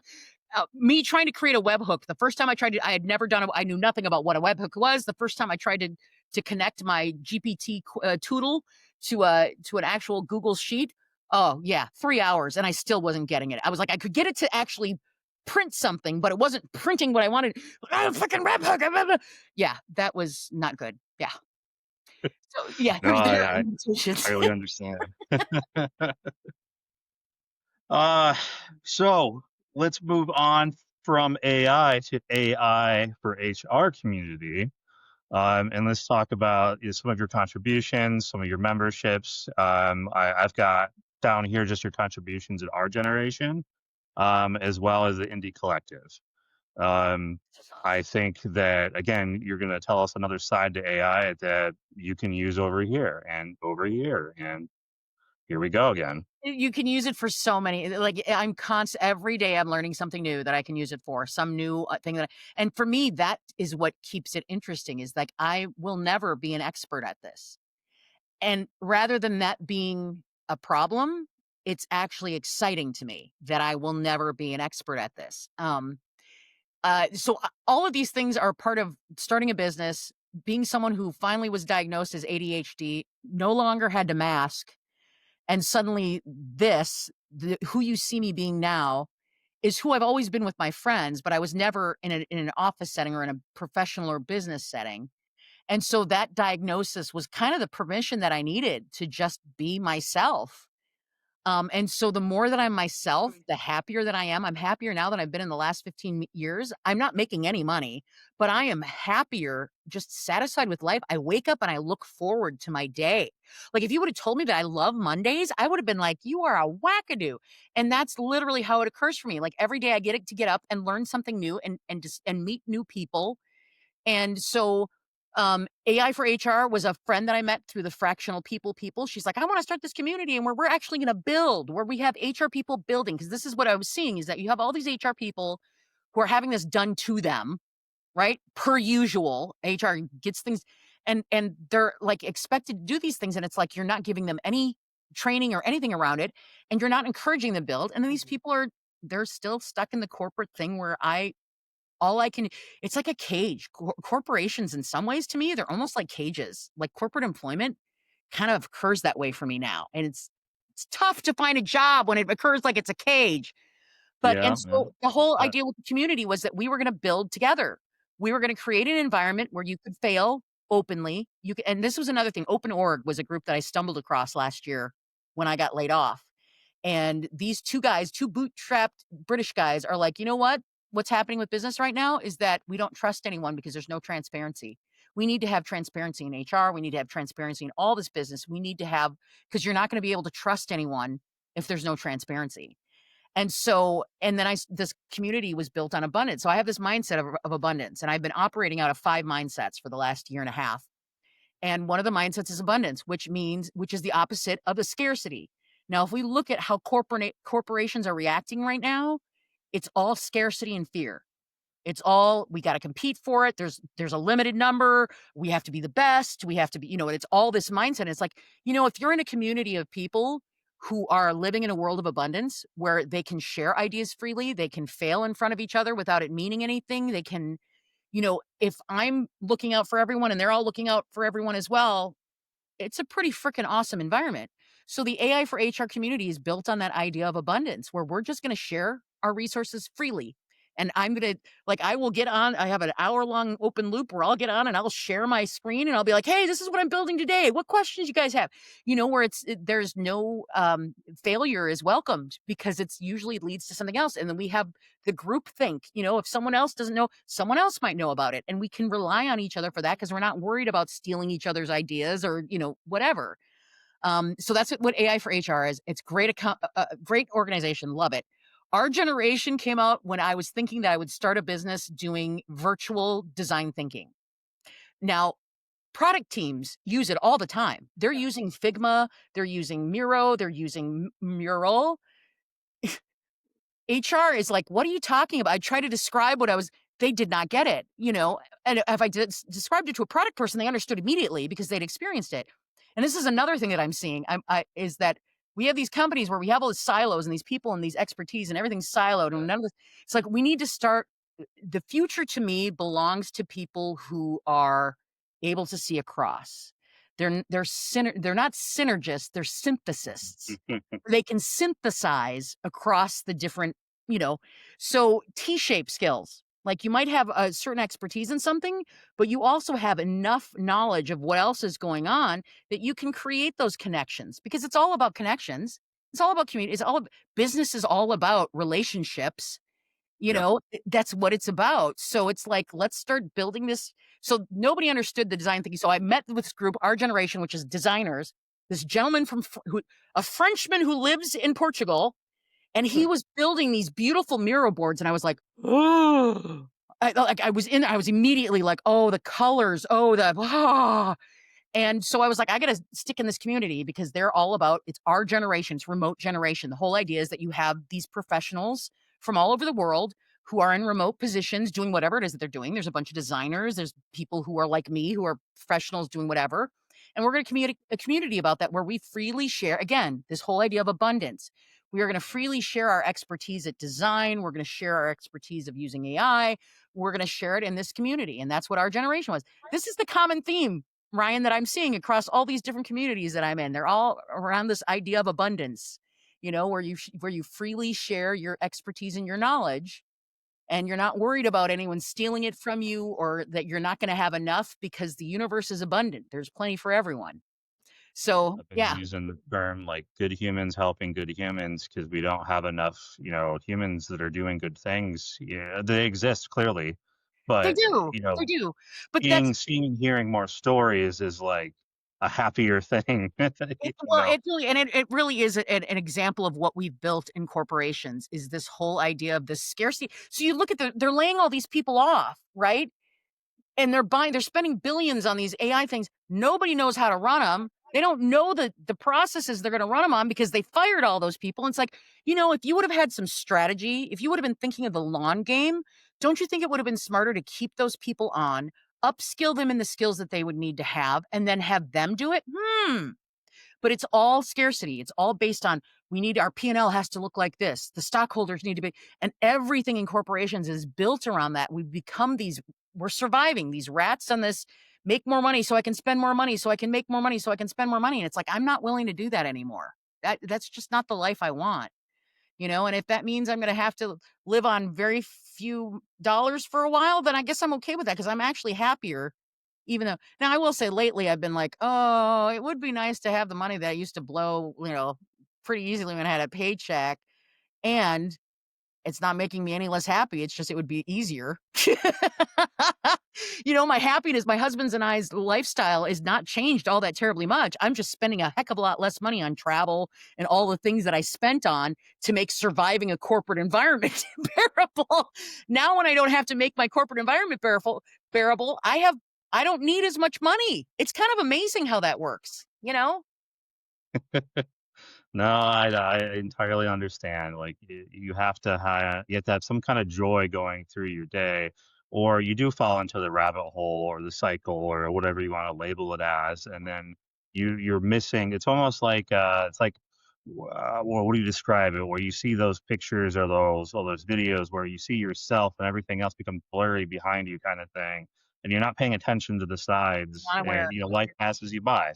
Yep. So, I mean, I definitely get it from that perspective. How are we doing on And time, by the way? Am I like no, we're okay. I'm literally about to just transition to the little break that I throw a little ad in. So, yeah, and with that, let's hear from our sponsor. Hey everyone, Ryan here from Tricentra. What can AI do for your business? At Tricentra, we turn artificial intelligence into real results, smarter decisions, and streamlined operations, along with new opportunities for growth tailored to your unique needs. Our team helps you harness AI in ways that make an immediate impact while preparing your business for what's ahead. With Tricentra, AI works for you. Visit tricentra.com and book a consultation today. And now let's talk about how Deb makes declining an invite part of the bigger mission of joyful human-centric leadership. yes, yes. So where do you see HR and AI in the next 5 to 10 years? Oh my gosh.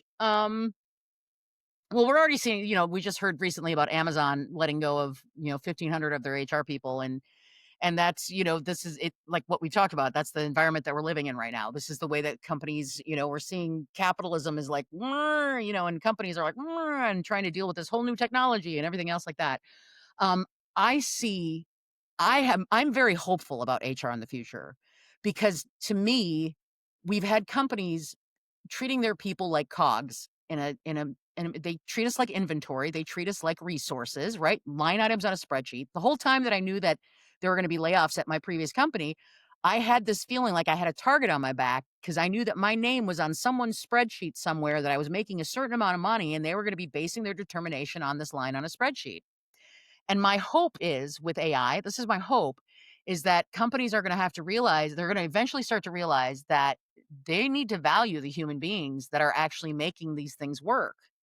They're going to have to start valuing the people in there, or people are going to go off and start their own business or do something else. You know, they're really good talent, and they're not going to be able to force people into an office for very much longer, because the reality is AI is going to make any boundaries that we have existing right now start to dissipate.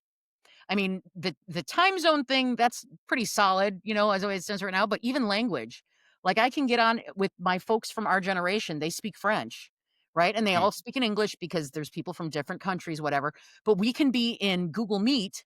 I can turn my subtitles to English from French, and they can speak in French, and I can understand what they're saying.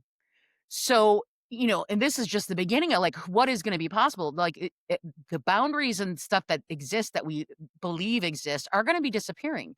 And pretty soon, the best person for the job is not going to be located in Akron, Ohio, or wherever your office happens to be. If you want the best person for the job, you're going to have to like let go of the control a little bit. So, right now, HR has always been viewed as this personnel department. That's what it comes from the 1920s and 30s, is the personnel department, right? All of the extra details and whatever. Well, of course, you know, what we're seeing right now is the lack of allowing, you know, actually treating humans like human beings. This is what we get, is the current landscape that we're in right now. So if AI can handle all the AI stuff and all that other stuff, hopefully that means that HR can actually start to focus on the things that we went into HR for, which was to be dealing with the infinite variety of things that human beings can throw up. Throw up. Ah! Sorry, that isn't what I meant. But the infinite variety of different aspects of human beings and how human beings relate to each other, and the creativity around it, and hopefully be able to spend more time on actually connecting with human beings, rather than spending all of our time doing all of the transactional stuff that we've always been expected to do. Maybe companies will start to believe, like, I would love to think that, you know, if HR became the central, did I already say, I feel like I'm repeating myself.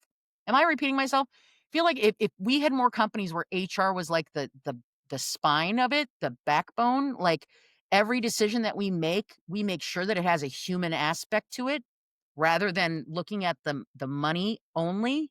Like, let's look at all the different aspects of any of these decisions we make. There's too many people that are making decisions not considering how they affect human beings. They're simply looking at spreadsheets and money. That is the only thing that they're considering in their decisions. And I'm really hopeful. I'm hopeful that in the future, because here's what's happening. It's fascinating, especially in my fractional people group. We're seeing all. I'm sorry, I love this sloth. It's so soft. We're seeing all of these in-house HR people that are being let go, and they're high-level people like CHROs and other people, and they're going off and creating their own business, their own small business, and they're providing fractional expertise to these companies. And here's the thing: the CEO suite, or the C-suite, that would not listen to them when they were in-house, will hire them externally as a consultant and pay them the money that they wouldn't pay them as an in-house person. That's wild. Yeah, It you're right it's though. just crazy. And but it's not crazy, but it's also like, hell, if this is the way that HR is gonna finally get a seat at the table, where people start actually asking, what is the human cost of this? What are the human implications of making this particular process change? Or how will this impact the people who are actually doing the work? Like, let's actually start to treat our employees inside like we do our customers. Oh, there's an idea. I'm really hopeful that that's what's gonna happen in the future. I don't know how soon it's gonna happen. I can't say it's gonna happen in the next 6 months. I would love that it would. Then again, who knew with AI? There's been so many changes in AI since I started using it a year ago. It's amazing to me. The things like, you used to not be able to go out and search the internet in ChatGPT. Now it does it automatically. You used to not be able, like, there's all of these features. And just like, remember the internet when you first opened it? And I don't know how old you were, but in 1997, I saw the original Amazon landing page, okay? I was there when Amazon was literally just a bookstore. And I remember being like, "Oh, what," and that's kinda where we are with AI right now. We have no idea what features and things are gonna be coming with these chatbots. Right now, they all look very similar. They just have that bar in the middle. But who knows what's going to happen here in the future? Who knows what type of things, are they're going to develop? And it's exciting to think about for me. Like it's really Really thrilling. interested in getting my hands on Sora. I haven't done that yet. And I'm like, man, the commercials I could make for even this podcast would be crazy. Right? It, It wouldn't it, have to be my big ugly or beautiful mug, depending on what side of the fence you sit on with that. But I'm it I'm could be someone I'm else. fascinated by Midjourney. Midjourney is the one that I am like, because it's just it has a level of intricacy that I just have not been able to do. And so I actually just started following someone on subreddit Substack. Oh my God, hello, Substack, who is like a Midjourney expert. And so I'm like planning on learning some of the Midjourney because I'm fascinated by what can I create with this.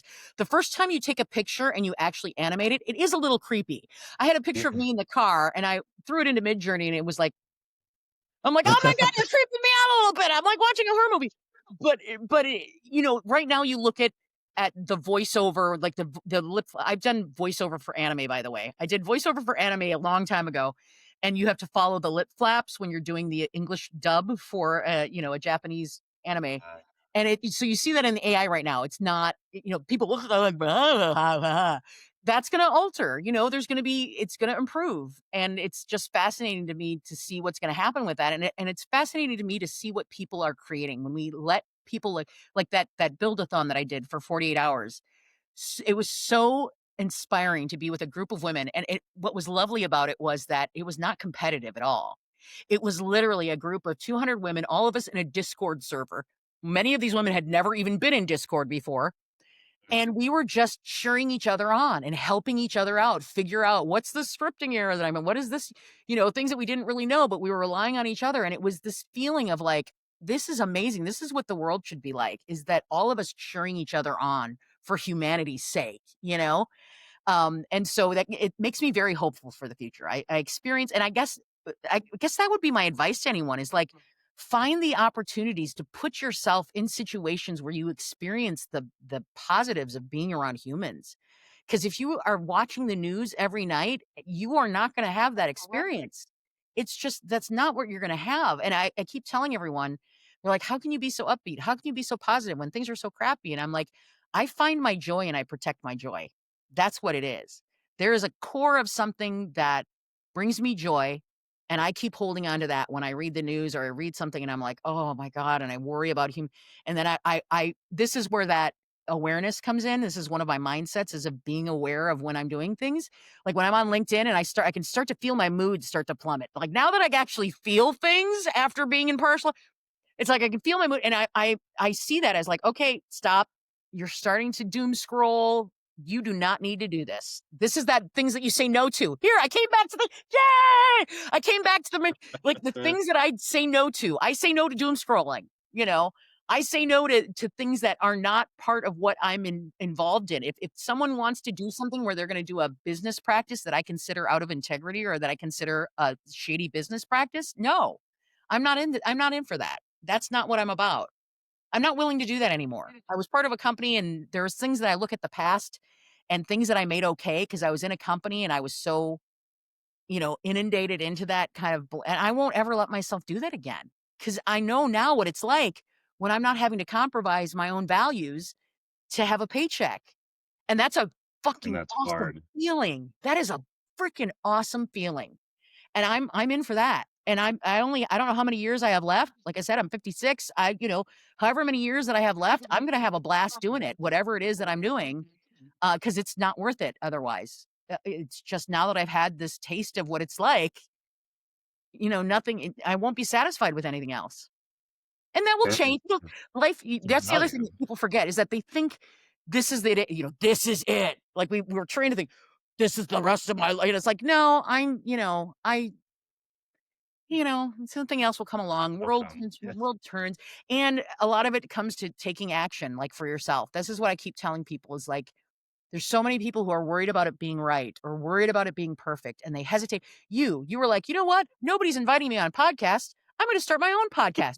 You took action. This is what makes the world move. The world does not care what you think. It does not care what you want. It does not care what you intend. The world only moves for you when you act. And Yeah, that's what I want absolutely. people to get. Take the actions, whatever they might be for what you need to get to. Take the actions now. Stop waiting for the perfect time because the perfect time is now. Well, yeah, I don't disagree. I probably have too many actions that I'm taking right now, which is another thing That's a I'd say whole good nother, again. Brian, that's a whole nother podcast right there. That's a Yeah. whole nother podcast. Yeah, maybe I'll spread them out throughout many podcasts. But let's go into some fun segments, some rapid fire, some quick fire, and I'm sure this will produce some feelings. And this one is always weird, because I don't know if you drink any of them. But how about coffee or tea? You like either of them? No. I don't. I'm a Kickstart guy. I'm a Diet Pepsi. Like, here we go. I'm showing a product placement. Diet Pepsi or Kickstart. Orange They Kickstart. want a placement. There you go. There you go. Are you a cherry cola person? You like the cherry flavored? My Yeah, husband, 100%. my husband's the same way. I can't stand it. I cannot. But My I wife's diet. mom drank it. She said when she was a kid, she had cherry cough syrup, and it's ruined her life. So. There's something to be said about that. It's so true. Yeah, no, I will drink tea occasionally because I lived in England for a year, and so I got used to having hot tea. But tea just tastes funky. Coffee, chocolate with coffee. I will drink a frappuccino. It's got to be loaded with a lot of chocolate, but I have gotten used to a little bit of that coffee flavor. But in general, it's Kickstart, Diet Pepsi, water, or Gatorade. Gatorade Light, like no sugars in it, because diabetic. So yeah.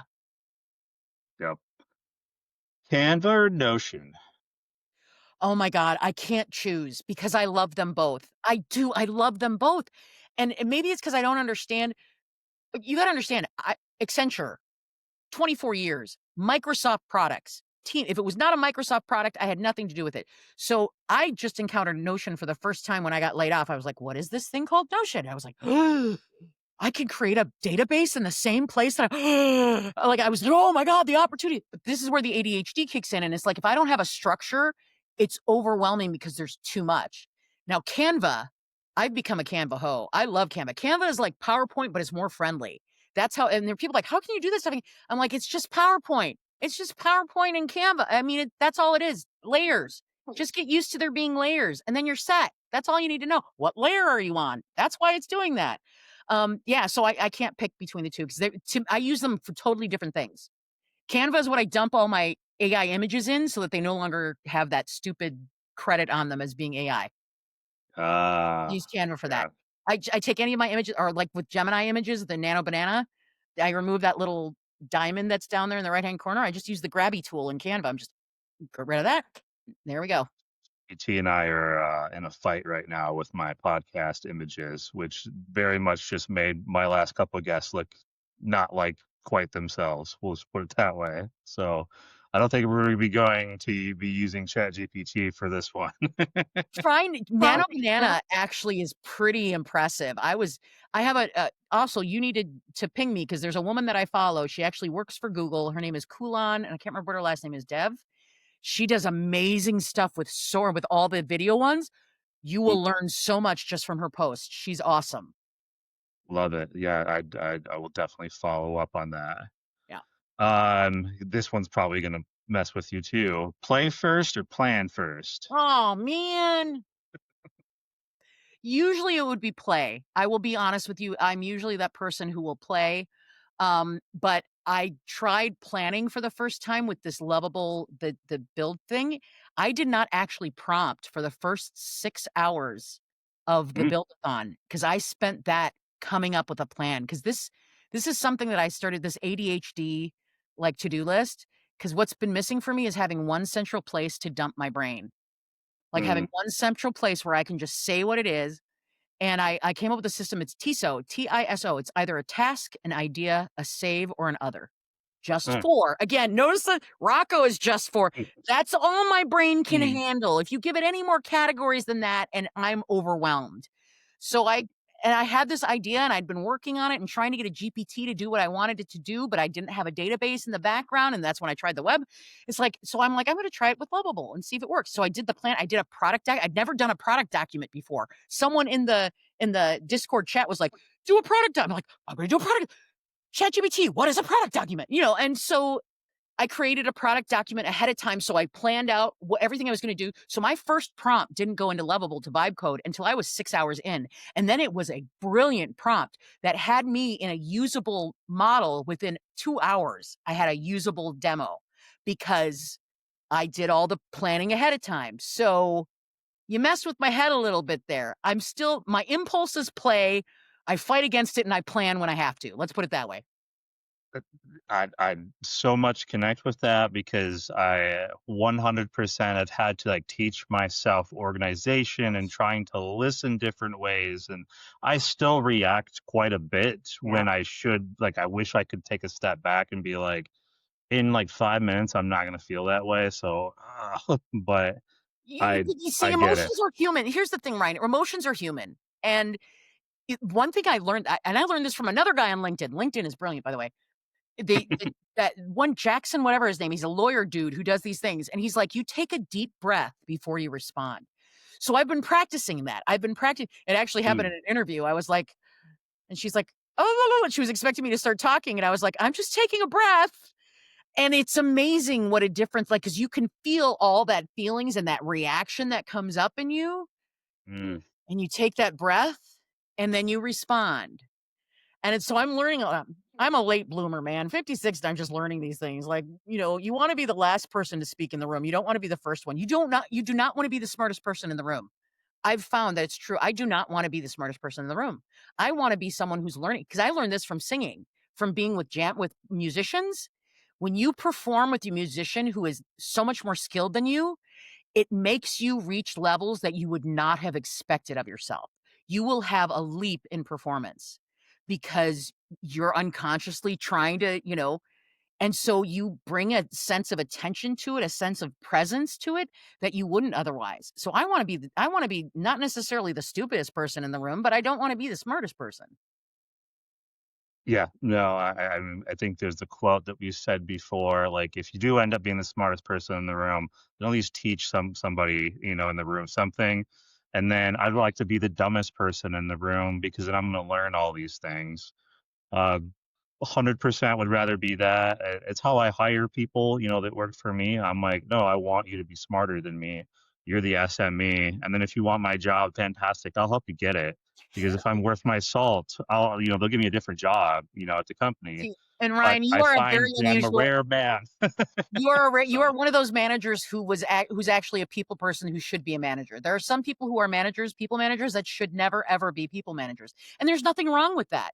But we haven't created corporations where it allows that, where it yeah, allows people to be a SME and without having to turns manage out. people. We've tied money and everything else to being able to manage. It's like, no, don't force people to manage people who aren't meant to manage people. Stop it. Stop it. Yeah. Yep. Have had plenty of them myself. Yeah, for sure. Some places, like the rare places that value that, it's like, what's that like? Would love to experience that, Where are but these companies? I would like to see them. yeah, yeah. Turns out maybe you got to do a few things yourself, and maybe the smaller places, I don't know, where they do like recognize you, say hi when they walk by, and actually know your name. I haven't worked at an Accenture myself. I worked at a global. I worked at a UK actually my last endeavor, and that was unique.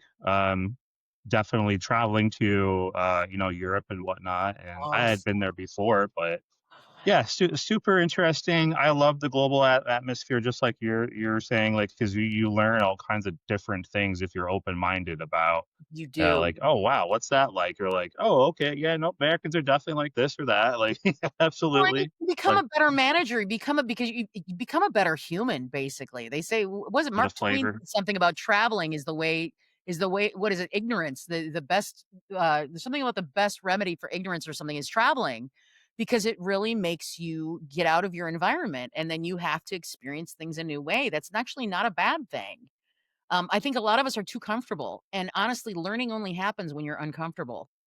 That's the yeah, reality. it's I've like been very uncomfortable for the last 18 months, and I've learned to be comfortable with being uncomfortable.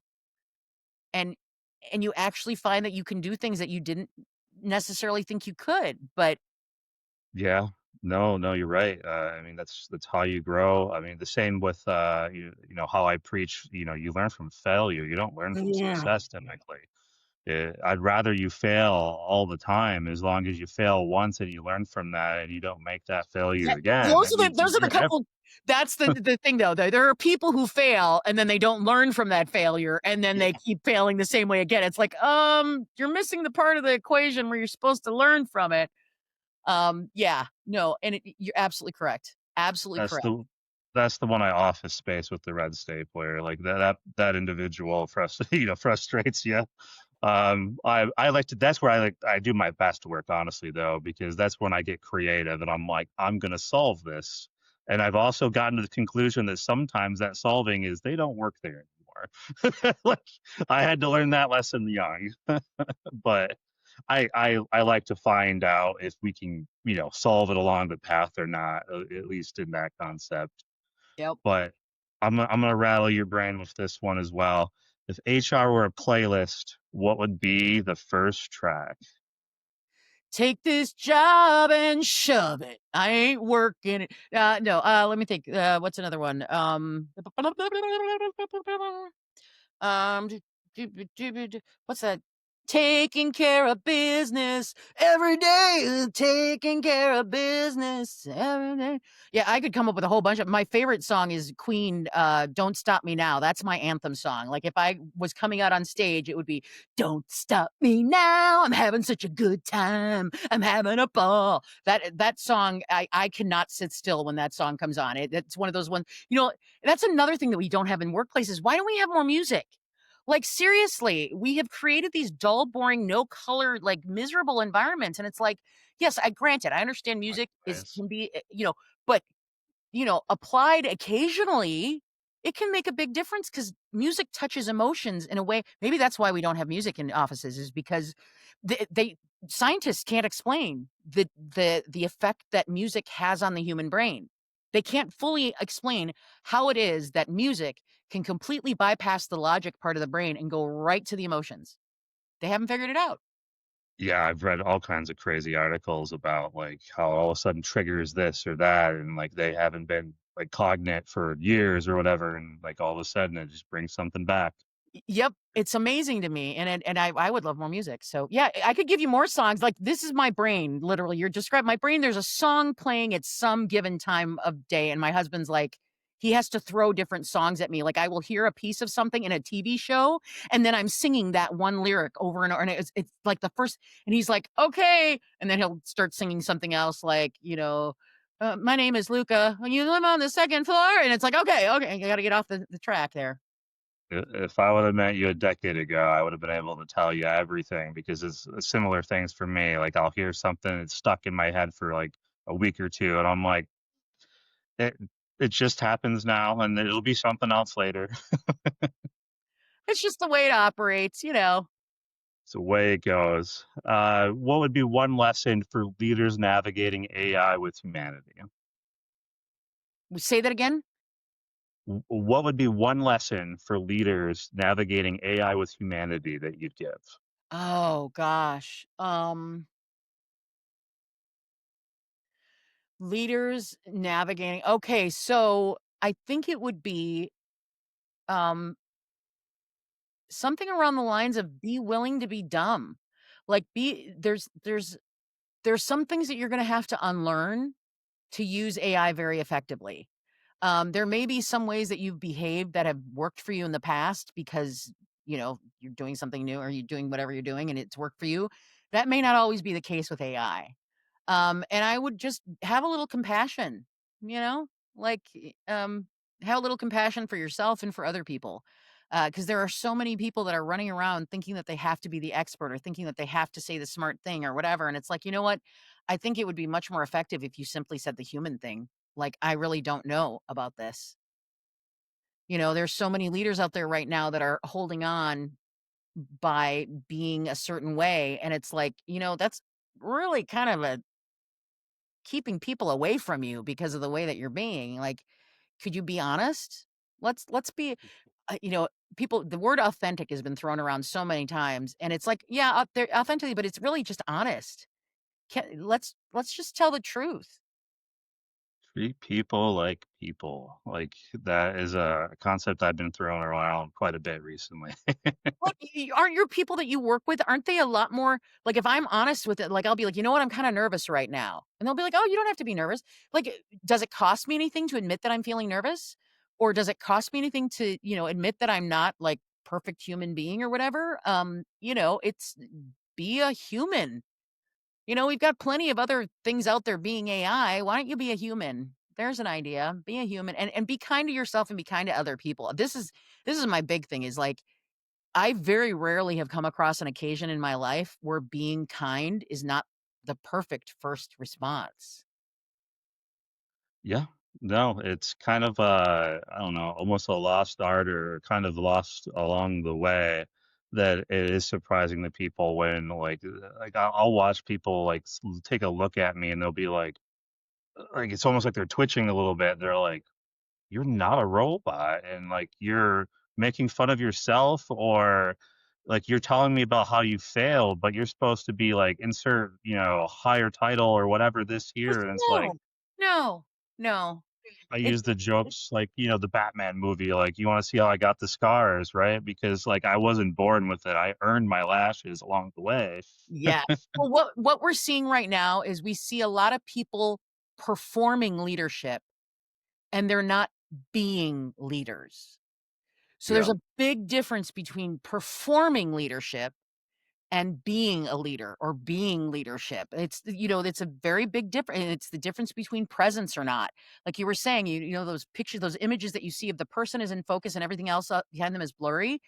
Left to our own devices, we will just, how many times have you driven home and you haven't even been aware of the route that you've driven because your brain is somewhere else because you're just not present.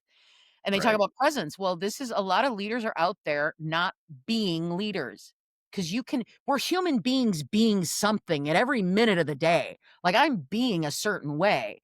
And there's so many leaders out there that have this perception of what a leader should be, and they're performing being a leader, but they're not actually being a leader. And that to me, you get that distinction.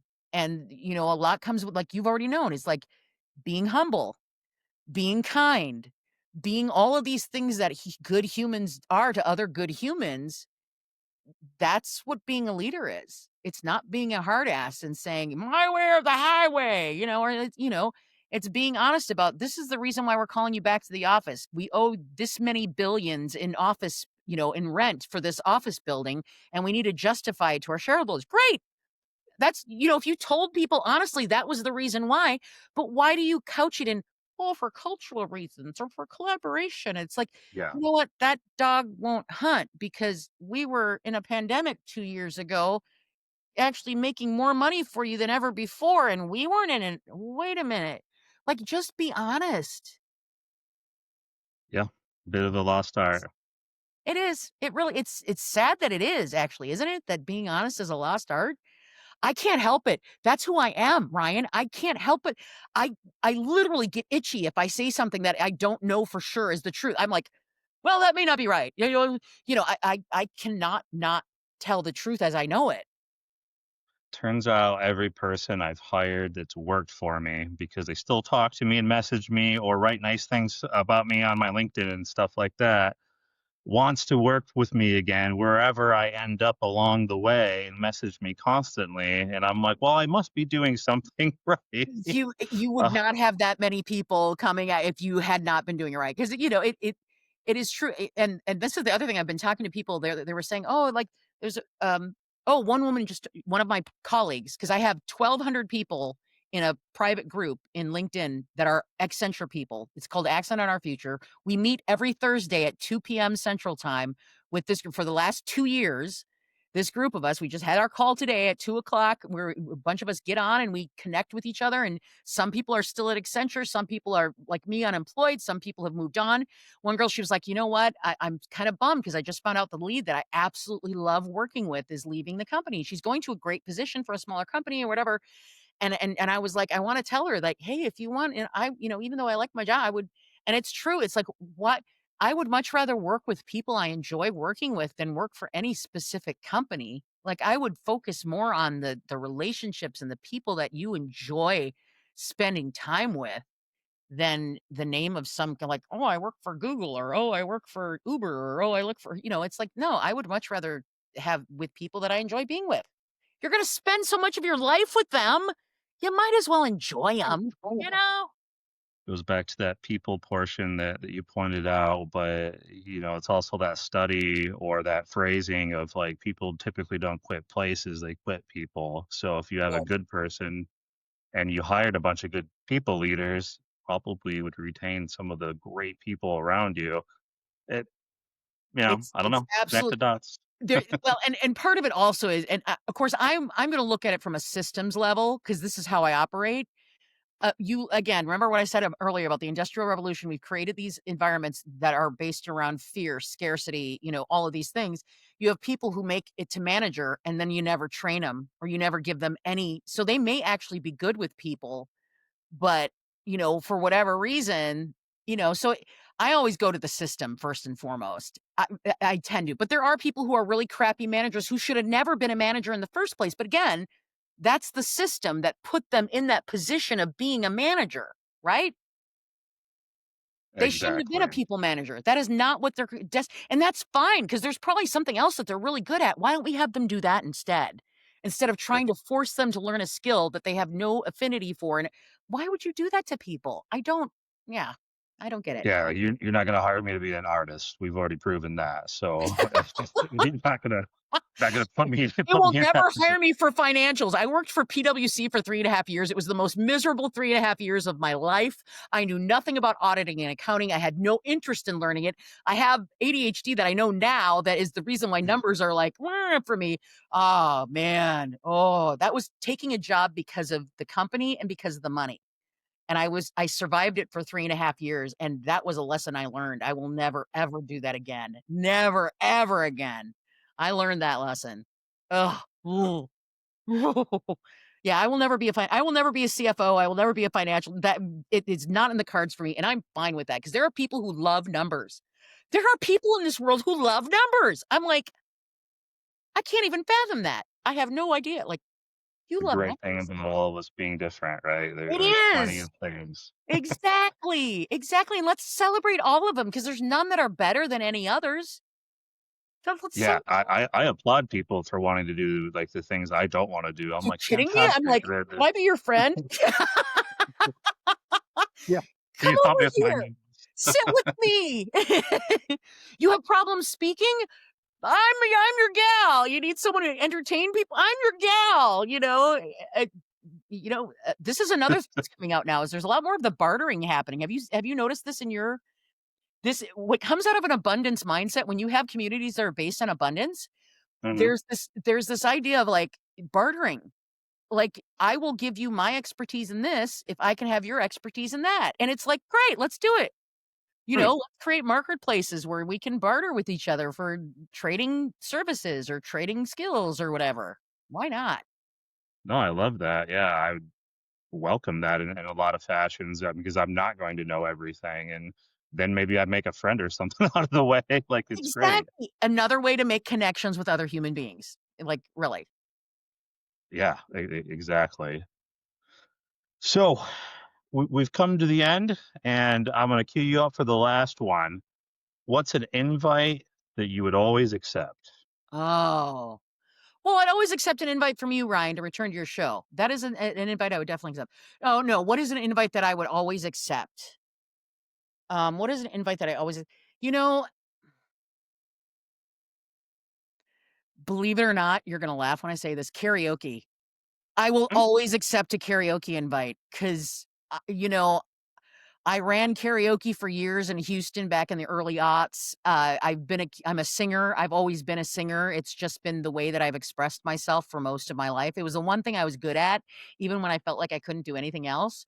So karaoke for me is always fun because there are people who are gonna get up and hopefully you have a show like I used to run. Like you clapped for everyone who got up. If that person got up on stage, they got applause. And I trained my audience to give applause because it takes something to get up on that stage, regardless, yeah, And how many times in your life do you experience applause? yeah, not as often as you would hope.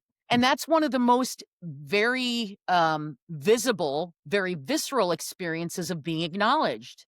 And we don't acknowledge each other enough. That's something that we just don't do much of in the world.